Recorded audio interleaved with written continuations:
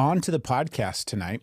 We're going to be talking, I want to set the stage for the conversation that we're about to have, okay? Because I really want to explore imagination, but I want to look at it through a couple of different lenses, not just the typical way that we kind of think of imagination. When I say that word, first and foremost, just ask yourself, because we all have some sort of program or something around imagination. What's up, 502 Shenanigans? What's important, I think, for you as well for me is we're going to look at your program, because you're just going to start thinking about it right now anyways. You already have probably. I've been thinking about it all day long. But then I want to look at it and frame it around a couple of different perspectives as far as consciousness goes, as far as like us creating our own realities, all of those different angles. And then I think it's an important topic to discuss also from the lens and perspective of the spiritual journey and how we're always not just constantly navigating that as well, but how critical of a role it plays, because I really do think the way that I've started thinking about it, and again, here we go already, right? I wanted to give a bunch of framework, even though I'm not setting it up. In my brain, you should see it all. It's mapped out very beautifully the way that we're going to discuss this tonight. But essentially, I want to talk about imagination from this big overarching thing of it being the way that we create our reality. So we have this word imagination, immediately makes us think about the things that we can picture inside of our mind. When you say imagination, at least for me, I think, oh, you mean the stuff that I can think about or create, the images, the thoughts, the feelings, all of that stuff that takes place up inside what I feel is my head. I would describe that as my imagination. I connect to my imagination when I'm being creative. I try to tap into it if I'm trying to do something in the, artistic, whatever it might be. So we all know that, or I shouldn't say we all know, but we can use that as kind of like the base program that we're discussing imagination through. But on a deeper level, I think it's the word that we use to describe what we're actually doing, which is projecting our reality and constantly in creation in conjunction with source energy. And so the imagination just becomes the lens with which to look at and see how you're creating your reality based upon how you're imagining you want the next moment to go, and then the next moment to go, and then the next moment to go, and so on and so forth.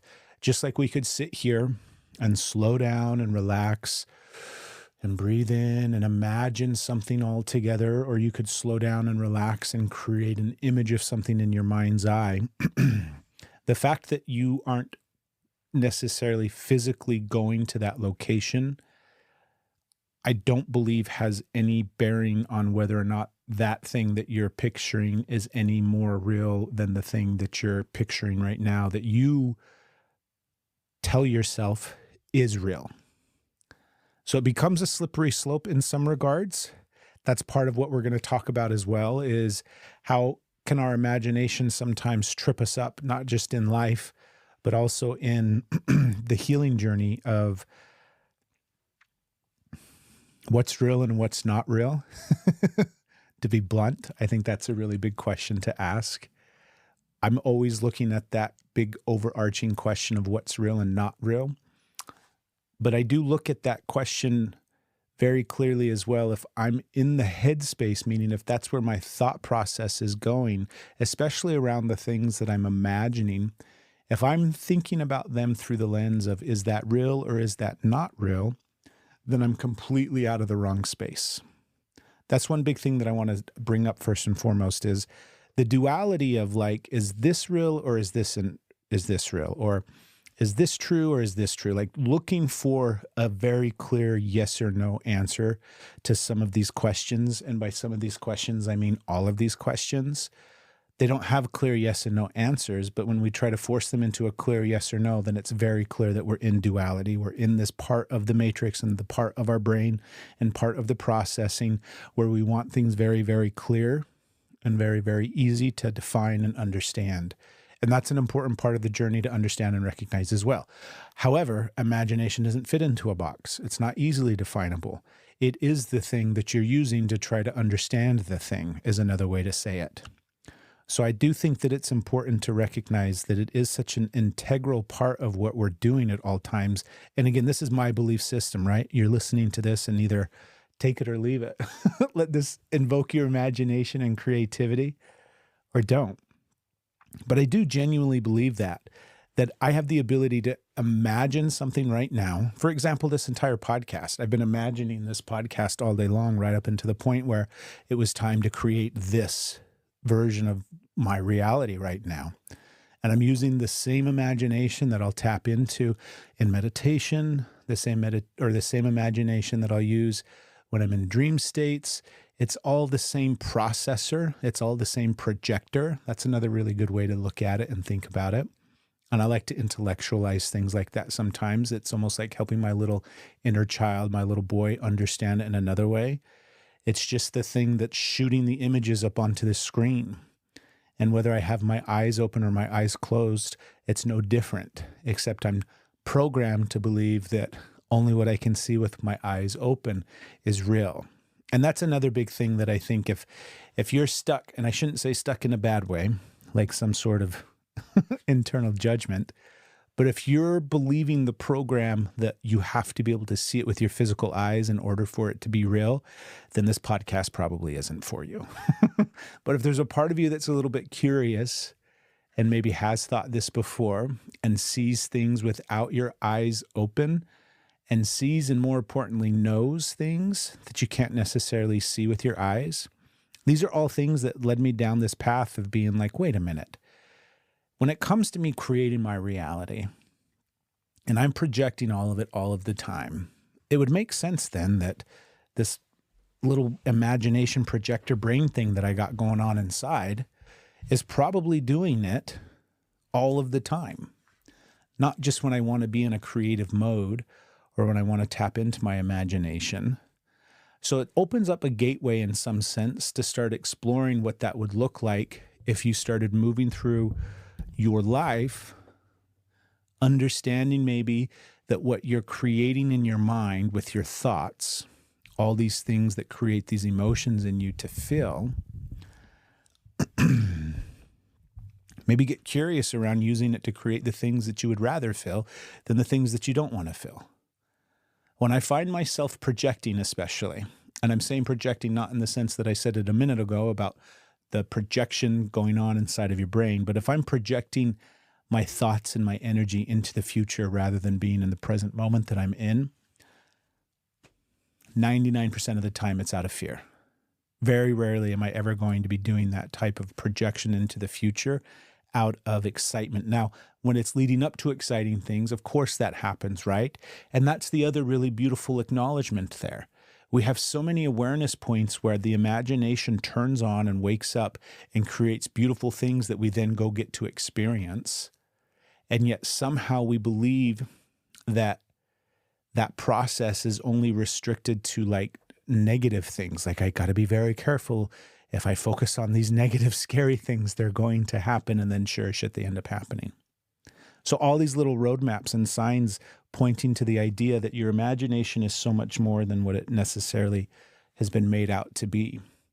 And then look back over the course of your life as well. I'm going to talk a little bit about my childhood in regards to my imagination and the journey that I've had with it, because I do feel like this is just kind of the tip of the iceberg in regards to the conversation around, yes, we're creating all the time, so the imagination not just plays a role in it, but is the thing that's creating. So then it becomes, what's your story around you being a creative person? What's your story around you having a creative imagination or being able to express that creativity in some physical form way that you can then see with your eyes, right? We have to be able to prove our creativity and bring it forth in some physical manifestation in order for it to have worth and value. So I remember being very early on in childhood, like elementary school age, loving to draw. I would just love to draw. And I didn't really think about it other than I just had fun drawing. And then I remember at some point, and I don't remember exactly, it had to have been around 8 or 9 years old. I remember seeing one of my friends' drawings, one of their like doodles on their notepads and things like that at school. And his looked so much better than mine that suddenly I got the story or the program that I wasn't artistic, that he had the artistic bug, like, oh, That kid got it. He probably had, I know he had ADHD as well. But he caught the artistic bug. I didn't get it. He got it. I didn't get it. So then it set the stage in some ways for my entire life, looking at it through the lens of, I'm just not that creative or artistic. I've got talents in other areas, but that's just not one of the areas that I really got, right? Lucked out. And then I became an adult and started to pick apart all of these different programs around my life in regards to the belief systems that I have about myself. And this is one of those that was like layers deep after layer deep after layer deep, where it was like, wait a minute, if I'm picking apart all of these programs, then I really want to get curious around these ones that shape and influence how I'm creating my reality. Which means, wait a minute, if I'm managing to create all of this right now, meaning not your life and what you're experiencing, because remember, I'm sitting in a room right now by myself talking to a bunch of cameras. So I'm creating all of this craziness in front of me right now. I'm pretty artistic, I'll be honest with you. Like, I might be one of the most artistic, talented, creative people that I've ever known. I'm pretty sure I'm up there with like Da Vinci. But that's the reality that we all have. You're creating things so beautifully all the time, and we don't really see it or value it. Now, you can zoom that out wide again through that lens and perspective of, yes, you're creating your reality, and that's my big baseline that I operate from. But it gave me also freedom to start looking at the different ways that I was creative and the different ways that that creativity and my imagination would manifest itself and would kind of be birthed out into the world. And so I started to really love myself and allow myself to be creative and to draw and to make music and to paint and to try all of these other things that I felt like have always been inside of me, that I've always felt drawn to, without the criticism and internal judgment that came attached because of those programs. There's another part of imagination that I think is important as well, and it's the real gift that we have to close our eyes at night when we're kids and just go wherever we want to go. And I say it that way because that's truly what I believe it's happening, is we leave the physical form much, much easier as children. And that imagination that is so free as children allows us to not only do that, but to also then experience so many different beautiful things from that space. Now, that ability is something that I have had a lot of awareness, again, once I began the spiritual journey of waking up and recognizing what it meant and felt like to tap into different energetic experiences, different out-of-body experiences. And then I was able to really reflect back and see those through the lenses of my childhood and how I would have vivid dreams, lucid dreams as a child, and how I would have all of these different experiences, not just in dream states and sleep states, but suddenly I had framework and understanding for it. The reason I want to loop this all into imagination is that gift. And when I think of it as a gift and when I speak of it as a gift, it's a gift that we all have. And I cherish it like a gift, even though it's just like the gift of breathing. It's something that I do naturally. We all just create. And I'm not talking again through that lens of being a creative person. I mean, you're creating your reality. It's just breathing. But I do feel like that's a real gift that we get, the opportunity to bring forth source into consciousness and into reality so that we can feel it and taste it and touch it and sense it and have the emotional experience that it creates inside of us. So being able to tap in and connect to the real gift of the imagination is huge. Now, here in childhood, if you're like me and you went down the path that I went down, and a lot of us probably did because it's just the natural progression of things, is that imagination slowly starts to get shut off because of society and the way that it gets seen and experienced and judged and criticized and laughed at and teased and you name it. So slowly you start to close in and keep those things to yourself more and more and more, or turn those things off even and stop tapping in and connecting to those things. But then there's this other really big component that I think is important, because the ability that you have to lay down and close your eyes at night as a child and disappear into adventure and into fantasy and in all these other beautiful places, that ability you can also tap into and use in order to survive certain circumstances and scenarios that you might have to go through and experience. That survival skill set of dissociation in extreme circumstances, when your nervous system is really, really, really frozen almost, and you're in a state where you can't move or get out of the experience that you're in, then there is that ability to dissociate and leave the body and go somewhere else and experience something else. And it's the same muscle, and it's the same mechanism, and it's the same thing that we've been talking about all night. That is a huge component of survival. And again, it's built into us. It's our nervous system grabbing a hold of something that it already has access to and accessing it in order to protect the physical body from what it's experiencing in the moment. And I think that too is a beautiful gift. One more sign that the imagination and creativity and that thing that we have inside of us is really just this huge natural gift that has been given to us. And by given to us, I don't mean that from the perspective of, as soon as those words came out of my mouth, I'm like, I'm not talking about God, y'all. I'm talking about us, giving that gift to us, the opportunity to experience this. So the imagination, again, for me, became a place where I could escape all the time. And I did often as a child dissociate and daydream in ways to both protect myself in moments when I needed to, but then also in healthy ways of natural daydreaming and being able to just allow myself to be bored and to entertain myself in my imagination. But there's other aspects of it that I think some people fall prey to, and it plays in roles with that dissociation and the ability to disconnect as well as create whatever it is that we want to disconnect into. So then you have to, and I should say you have to, but when fantasy and dissociation, and I use that word fantasy from the perspective of the things that you will create with your imagination in order to escape into. So when fantasy becomes not just a healthy coping mechanism, but it becomes your detriment, when you use it so much that it becomes the thing that you're blinded to. So there's this thing, and there's a term in psychology, and I don't even know if psychology is the right word. I don't like talking a lot about psychology and all of these different areas because truthfully, I just get confused by these terms. Anyways, that's not important. Sidetracked. Limerence. Who's heard of that word limerence before? It's talking about using fantasy in order to escape reality, where you will create scenarios in your mind around relationships that don't really exist.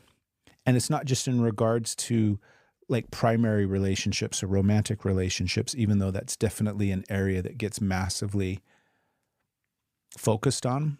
But truthfully, it's using fantasy in any way as a way to not just dissociate, but again, when it becomes to the level of obsession, as well as the coping mechanism to avoid what you're using, or sorry, not avoid what you're using, but avoid what you don't want to face. So have you ever found yourself doing that? I did this a lot as a child. And for me, it became centered around my parents initially, where I didn't really have a father that was super present growing up. He was in my life, but not very present in my life. And so I would create all of these fantasies around these male role models that would come into my life that I would feel drawn to, that I would feel safe with. And suddenly they would become this idealistic version of what I needed in a father. I've done that my whole entire life, all the way up until I was about 44 years old. And I'm 44 right now. It's a core coping mechanism that I have because one of my core wounds is that abandonment wound from my dad. So I'll create these incredible fantasies around these relationships with men over the course of my whole entire life, where I feel so seen and so validated and so safe. And then because it's this funky because again, I'm using the coping mechanism. I'm using the imagination. I'm using this thing to self-soothe, but it's no longer serving me, right? Because I'm not a child. Nobody was there to support me and love me when I was a child, so I needed the imagination in order to do that. But I'm here now as the adult, so I can do all of those things for myself, but I'm not, because I'm still using the coping mechanism that I used as a child. That has been something that has taken me a long, long, long time to understand and pick apart. Because there's healthy benefits to the fantasy and there's healthy benefits to the imagination again. But it's like the thing that at one point is the medicine that you need in order to survive. Oftentimes, if you aren't conscious of it, it will become the poison that ends up getting you so stuck in your shadow that you can't see outside of it. So I wanted to plant that little bug in there. What's up, Ryan? Welcome to the podcast night, right? Just around the idea of getting curious when it comes to your imagination, and maybe the idea that when are you using it in a positive way and when are you using it in a unhealthy way, all in an effort to kind of ground yourself in the perspective of, once again, just understanding where your nervous system is at and what you're tapping into and experiencing in healthy and unhealthy ways, all on the path of trying to connect and love yourself. Let me know what this has brought up for you in the chat. Let me know if you've got any questions or what it has sparked for you, please. We're talking about imagination tonight, Ryan. All the ins and outs in regards to the way that it shows up. That fantasy component of using it as an escape, boy, I mean, I think that we all naturally do that from childhood, and yet it's still something that probably 90% of people out there don't have awareness that they're using it. And when I say toxic, I'm not judging. It's just from that end of the spectrum where, oh, this is no longer serving you anymore. This has now become your poison. It's no longer your medicine. It's a tough one, isn't it? Let's see, Ryan brought up how anxiety tries to utilize imagination to keep me in the loop, right? Exactly. It's tapping into and just using the projector. Like, imagine you have a screen up there, right? You've got a little movie camera, and anybody can take a hold of the movie camera and throw up anything that they want on the screen unless you're very conscious and aware. You want to be in control of that area. You want to be in control of your emotions and your nervous system. Otherwise, anxiety's taken over. That's why I love those movies, Inside Out, because the way that they project and explain and describe that, I think it's so spot on. They take over and start controlling the experience that you're having, but it's not real. Again, it's the illusion, the creation that's taking place inside of you. And then if you get really curious too about, okay, I can tap into and acknowledge that I'm creating this experience. What do I want to create? And the whole idea that I'm not going to believe the thing that I'm creating right up until the point until I see it with my physical eyes. That's the part that you have to let go of if you want to really, when I say let go, like if you really want to go into the space of not just creativity and imagination and growth and spirituality and all those kind of different areas, that part of your brain that has to see it before it will believe it, it's only going to hold you back there. It's like bringing a big anchor. You're going on this imagination journey and you're already bringing something that's never going to serve you. You got to leave that thing on the beach. That's a beach toy. That's not an ocean toy. Take it easy, Ryan. Ooh. Gonna go get your face exfoliated and hydrated. I love that. Enjoy your evening. Who else has access to their imagination consciously? That's the other thing that I want to talk about is, are you actively remembering this on a daily basis, that you're creating your reality, that you're projecting these things into experiences, or are you just lost in the matrix floating along? I navigate both all the time. Constantly in it, constantly out of it. Constantly in it, constantly out of it. And I do really believe that that's by design. Can't be in the thing and realize it unless I'm out of it. Oh, look, there it is. I got to go back towards that thing over there. And then I go back towards that thing over there. And just about the time I get there, I turn around and I go, wait a minute. I think it's over that way. The constant ebb and flow of being able to be in connection with all of it at the same time. That's what it's all about, y'all. Right, Tori? The use of your imagination as a dissociation. Yeah, how often are you still doing that too, right? I do it all the time still. I escape to my imagination. And this is the other thing I was about to say. This is how funny this is. I was about to say I spend more time in my imagination than I do here. And this whole conversation has been about, wait a minute. It's an illusion that I'm anywhere else. I'm in my imagination way more than I'm in physical reality. Are you sure? Well, wait a minute. Okay, I guess I see what you're saying now. It's all the same all the time. Yeah, I do too. And again, it's like recognizing, what am I using the tool for? Am I using the tool for dissociation in the way of numbing out and not wanting to feel and avoiding the things that I don't want to look at? Or am I using the creative power that I have to create my dreams? I try to spend as much time as I can thinking and feeling and creating what I want to be experiencing, not in the future, but in the present moment. How do I want to be feeling right now? What do I want to be doing right now? All of those things are taking place, whether you have conscious awareness or not.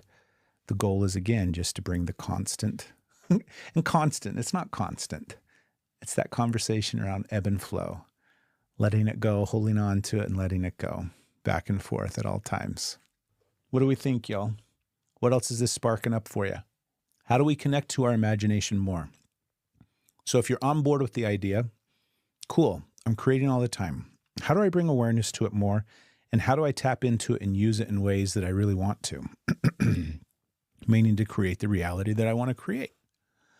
So think of it again from the lens of the projector. You're wanting to tap in and connect to this thing that is projecting your reality. Now, the way through and the way in and the path there, I feel like, is always going to be through the lens of getting grounded and connected to your five senses. There's so many times that I'm coming back to just those five senses and how important they are, because truthfully, again, they're just the gateway into the whole experience. If you avoid your five senses and if you avoid your body, meaning the avatar that you're in, and you're like, I don't really want to do that. I'm just going to zoom out up into my brain, dissociate and daydream and connect. All great things. But it's like you're leaving behind the mechanism that is designed to give you the full experience. So it's like, do you want to go to a movie blindfolded, or do you want to go to a movie with your eyes wide open with like stadium seating and surround sound? Like, I want to go see the whole thing. I want the popcorn. I want the soda. I want it all. Give me the whole movie experience, right? It's the same thing when it comes to being able to tap in and connect. So when you dissociate in order to survive, you're not bringing your senses with you, at least consciously. That's the other thing that you have to bring big awareness to. So many of these things are happening subconsciously. So you have dream states, and I shouldn't say you like you've had them, you've had them, but we've all had these experiences where you have an experience where you can suddenly see, smell, taste, touch something just like you would if you were in physical reality. So it's like, how am I smelling what it smells like in my grandma's kitchen when I'm not in my grandma's kitchen? Right? What's going on in that state? That's the thing that's cueing you into, wait a minute, there's more going on than you're actually using your nose to smell things. Your physical nose has nothing to do with that sense. It's an ability that the avatar has that we get told and programmed to believe comes because of the olfactory in our nose and the physical body and all of those things. Well, that's BS, because I can smell shit when I'm not in my body. Same thing. I can feel things. I can hear things. Have you ever heard things in your dreams before? Have you ever felt the wind before in experiences? What about in meditation? Start getting curious again around all of these senses that you have access to at all times. Suddenly it becomes, wait a minute, there's more going on here. So again, if I'm going to be tapping into my imagination with the idea of I want to use it through the lens of, okay, here's creation and I'm going to be creating with it in a every day I'm moving through life and I just want to be grounded kind of sense. But then also in a literal sense of, okay, now I really want to hone in on it, and almost like, I think about it like a laser beam or a tractor beam, like I want to zoom in on the capacity that I have to create with this thing. Again, I want to be in my senses. I want to drop into my body. So me, breath, yoga, all these things that are going to connect me to my body, nature. We were talking about that at the beginning of the podcast or before the podcast started, being able to go outside and get connected and dropped into nature, because nature's going to turn on all those senses. You're going to immediately feel something when you go outside. That's the whole point. It's waking you back up to what you need in order to have the full experience that you're having. So if you're tapping in and connecting and using your senses consciously when you're creating in your imagination, or using your imagination to create is a better way to say it, then you're going to be able to, it's like being able to paint with more colors. It's being able to see things clearer and understand things more. That's the whole point, is being able to drop in and experience it to a fuller extent. So there's the argument why you would want to do it consciously rather than dissociate from the survival mechanism. Because if I'm going to be doing it, I might as well be doing it fully so that I have the full experience of it. So anything that you can do to ground yourself in your physical experience, your senses, every single day. And if you start bringing awareness to those senses every single day, you'll find that there's a lot of really easy ways to ground into them. What's up, Jer Bear? Thanks for the heart means. It's good to see you. So think about food is a really great way. Whenever you eat, try to do mindful eating.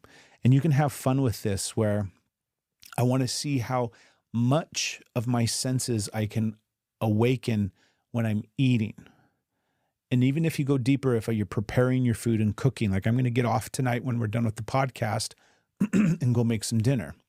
That's a whole sensory experience where I'm listening to the food cooking. I'm smelling all the aromas. I'm chopping the vegetables. I'm in the sensory experience of cooking. That is going to help me when I slow down in meditation and I want to tap in and create. Hey, universe, what's coming down the road for me? I'd really like to be in union with you and create some magic.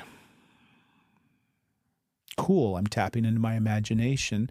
And because I'm consciously aware of my senses when I'm awake, it gives me added strength and connection to those senses when I'm asleep, even though we're not asleep, obviously, right? So that's the big thing that I would give right off the bat, is tap into your senses as often and as frequently, and just get creative and just have fun and just let it be the cool thing that you do in order to, again, awaken your imagination. And then I really like fun little things about making and creating time to quite literally let your imagination play. So this is the other big thing that I wanted to talk about, is play. And it's all about that inner child. It's all about wakening that part up inside of you. Play and the freedom to play and explore is something that we get programmed out of us. Some of us get it programmed out earlier than others. Some of us are unlucky enough to never really get the opportunity to play and have that experience. But it's so incredibly important. I would say it's probably the most important thing when it comes to creativity and imagination. It has to be a freedom experience. It can't be contained. If you're trying to contain your creativity in some sense, or put a parameter around it, or put it into a box, it's like trying to hold water in a cardboard box. It's not going to work. That water's getting out no matter what you do. So it's such an important part about being able to tap in to play.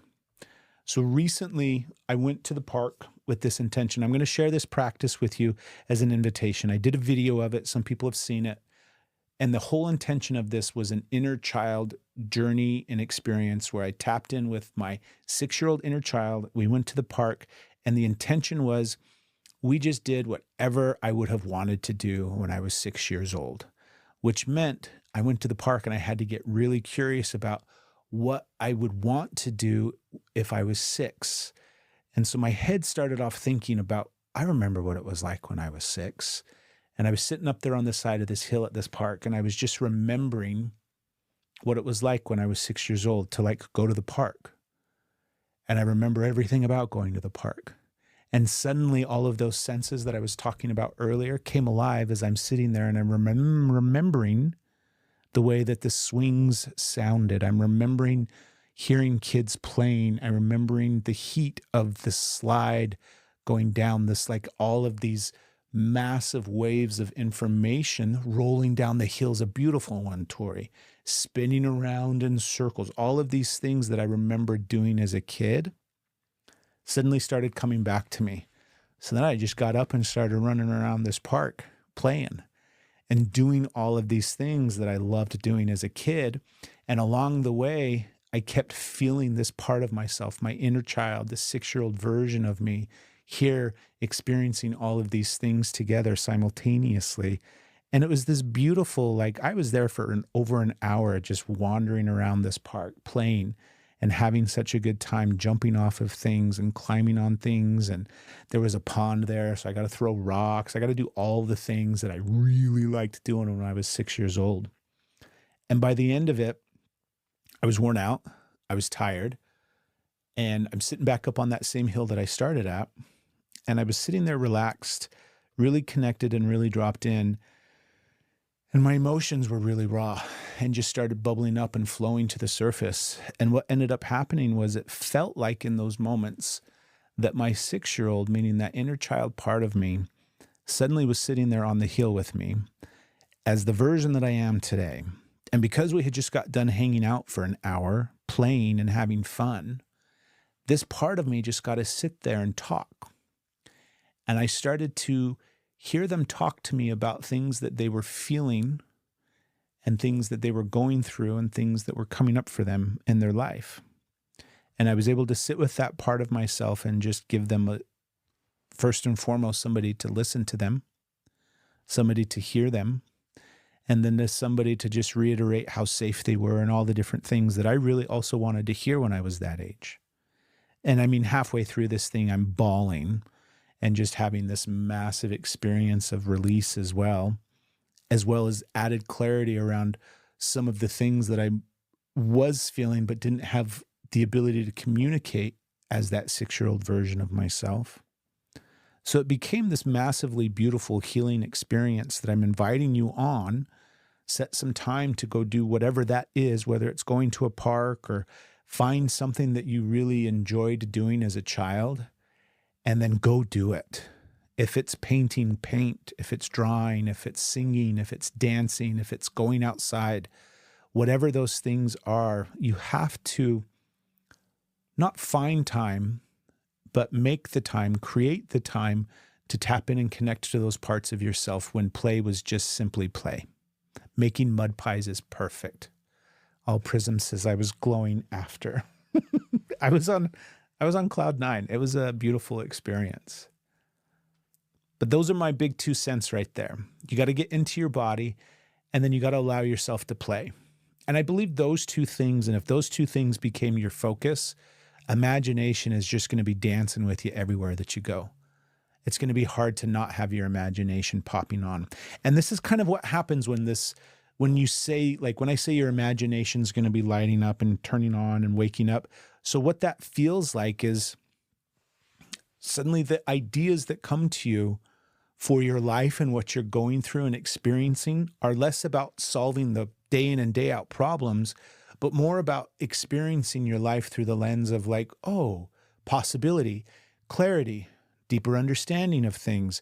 It's like you get the space and time to see how pieces fit together differently than you would have, if you were just doing life every single day like we normally do. So that's the added benefit of what play brings into your life. And I can't minimize that enough. The clarity that I get around my life, my relationships, business, and the choices that I need to take next and the things that I need to do and the direction that I want to go in. All of those things come because I allow myself opportunities to do exactly that, what I just spoke of. slowing down and connecting and allowing myself to play. And now I look for play as often and as frequently as I can in all the different little ways that I can feel it, because truthfully, it's magic. It's like the secret sauce. If you want to know what's missing in your life, it's just some relaxing playtime, setting down everything and just letting go and doing exactly what you would have done when you were 6, or maybe when you were 8, or maybe when you were 13. It doesn't matter. The part of it that matters is the freedom that comes from allowing your imagination to just run wild. Think of it that way.